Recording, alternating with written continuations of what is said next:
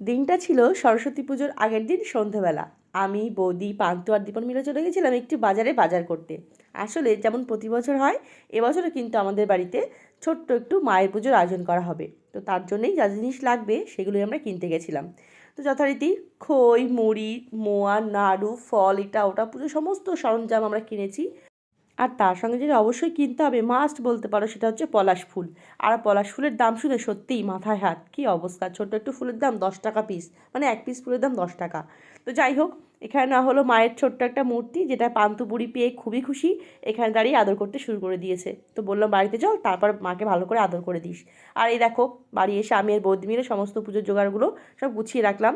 ফলের একটা বাস্কেট আলাদা করলাম, তার সঙ্গে একটা শুকনো জিনিস যেগুলো ছিল সেটা একটা আলাদা বাস্কেটে রাখলাম তুলে।